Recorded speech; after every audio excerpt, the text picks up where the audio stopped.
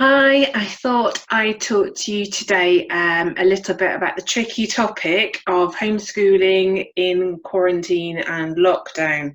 A big hot topic for everybody. And I want to give you some quick tips and maybe some advice on how to support your mental well-being and health around homeschooling, because we're all a bit overwhelmed and a bit stressed about homeschooling and the changes that we've had to adapt to recently. And both adults and children are experiencing the same amount of pressure and stress around schooling.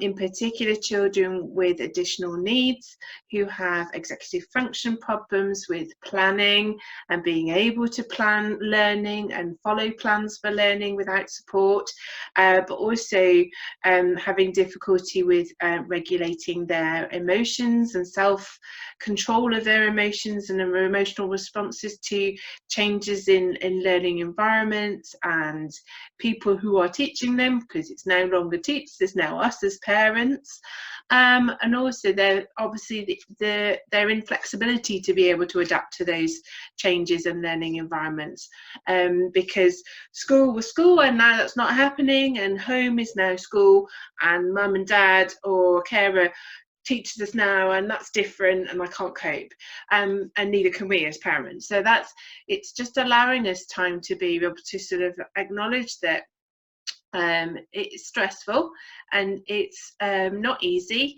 but we can give ourselves a little bit of a break, and it's okay to say to ourselves that right this moment in time, at this particular point of today, learning is not going to happen, and that's okay. We're not experts, we're not teachers, all of us, and we're not expected to teach the whole curriculum.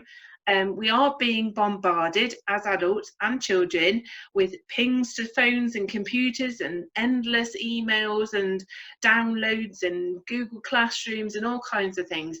And sometimes it's very difficult to navigate away from trying to sort of control that amount of overwhelming tech and resources that keep pinging into our computers and our phones.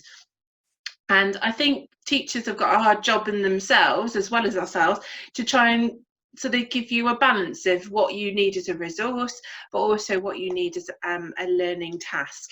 And sometimes with children with additional needs, they have a specialist interest. It doesn't necessarily fit with what the task is involved from the school. So if you do find yourself in that situation where a child is basically point blank refusing to learn anything, is trying to sort of like give them some self-control over that learning, but also link the learning, if you can be creative. So if you've got a topic or a task to do, link it to their specialist interest. It's okay to do that. It would then help them feel more comfortable, because they'll have some self-control over the learning experience, because they'll be engaged in their special interest. So if you can be creative, then the task that comes through from school, try and adapt it to their special interest. And if you're struggling with that, don't be afraid to connect with the school and speak to them, because they should be able to differentiate or give you some tips or advice on how to best resolve that learning task for you. And if you're still struggling, then connect online with other parents, but don't compare.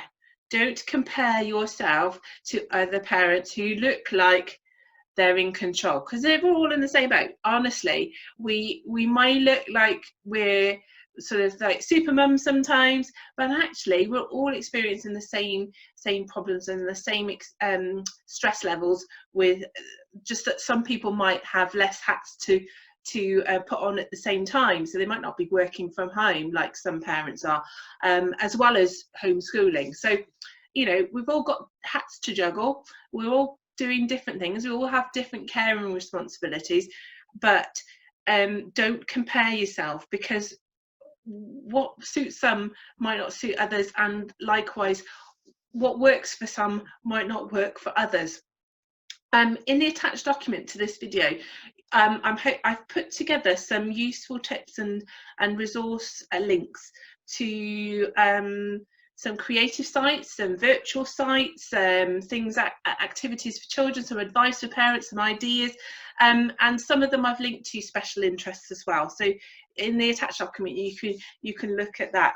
But overall, I'd like to say that this experience at home with your family overall needs to be reflective of being healthy and happy, and that's what I'd like to promote.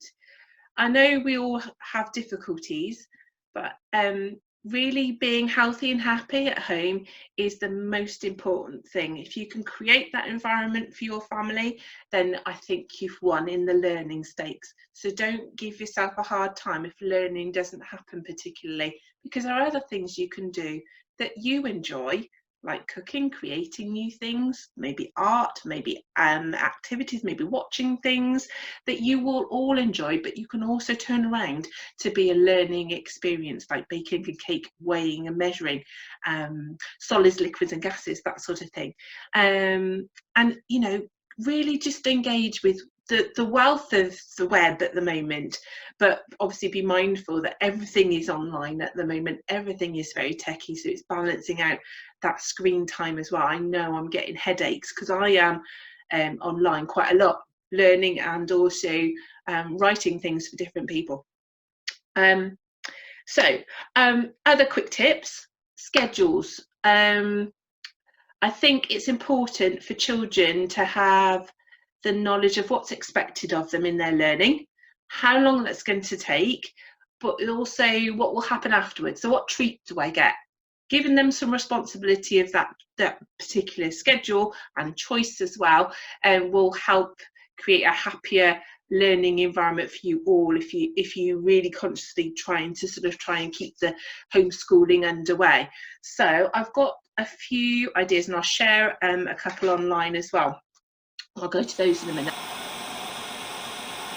There was a technical issue and Wi-Fi went down, so managing and balancing out your emotions on online is still quite tricky, and I've just got a bit stressed about it all. But here we go. I'm going to share with you now just some schedules to give you some advice on how they could be structured so it's easy to use with particular children. So I'm just going to share my screen. So this particular one is useful for children that probably only could manage to process 1 or 2 bits of information at any particular time. So you'd have your first and next activity, and then possibly an activity of their choosing as a reward, particularly for children that really need that reward straight away. It's really important to give quick activities, quick rewards, and then move on. The other schedules you could use again with a now and next, but obviously for children that want to see maybe a morning or an afternoon of activities, or maybe the whole day, they can then see their timetable throughout that session slot, and they can put and use their now and next schedule chart to actually plan their activity and actually perform that activity, and then that goes into a finished packet over here, or a box, or whatever you'd like to choose. So that again is a little bit more information on one particular eye level for a child that can cope with seeing more activities in one go. And finally, for more able children, a more simplistic green and red sheet. So green for go, red for stop. Put your green activities down the side of the green, and then when they're completed, they go over to the red side. You can do as many activities as you want, depending on the ability of the child, before they need a reward or time out to be able to just concentrate on being themselves and whatever their interests are. So that's that. Also online, I'll go back to this, on the National Autistic Society, many people probably seen this already. There's lots of visual supports and aids that you can download. This one here, probably again for more able children that can manage more visual stimulus in one go, so they might like to see a whole week. You can either split them into like the strips they have here and go by day, and it depends on you. You can do the whole week, and then you can do the day, whichever is easier. You could take the day away and then just use that for that particular time. And there's lots of other choice boards. Let's have a look at that one. So the choice board, I'm just loading that up. Oh, it goes through Twinkle. So Twinkle's a really good site, actually. So that's linked up to Twinkle.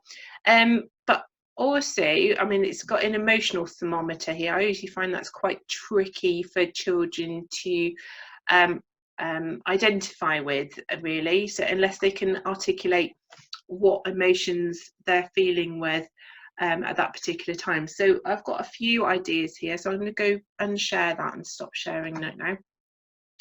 A couple of things on self-regulation, so emotional regulation and helping them to understand emotions.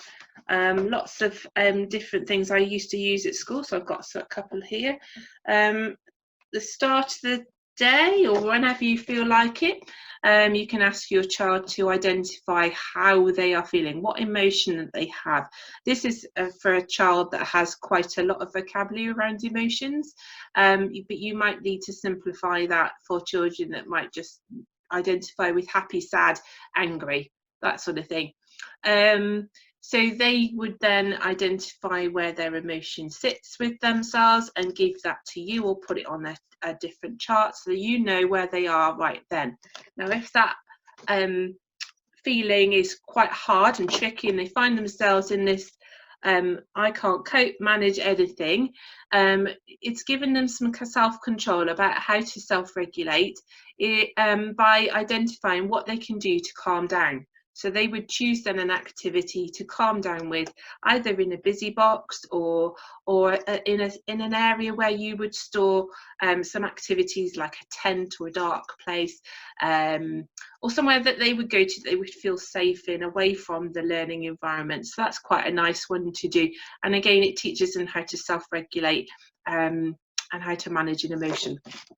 The other thing is important to have social stories. This is not necessarily a social story, but I used it with a particular child in school about learning behaviours. So if they were managing their learning correctly or well, and they were responding and talking with people properly and doing their learning and everything like that, then they would get the consequences of a reward, and that's how they would feel, because they've got that reward, is feeling happy and proud of themselves. Now, if anything happened that was negative, that hurt others, hurt themselves, or they actions in a way that when they are feeling upset about a particular situation they go to, they need to self-regulate. And the consequence of that is that they might not get their reward, and then they would feel sad.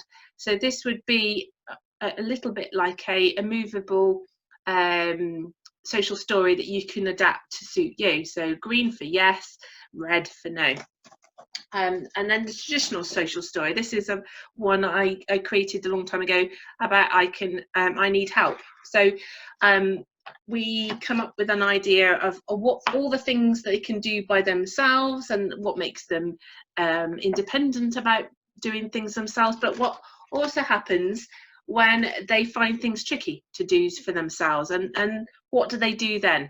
And this one little boy decided that he would get mad most of the time if that happened. So it was about teaching him how to stop and notice that he might be getting mad. And what does he need to do? He needs to ask for help. He needs to go and find a teacher, find a parent, find a friend to help self-regulate and find help to calm down. And then in the response to that, he would then feel happy about that scenario, and he would be able to reconnect and get on with his learning.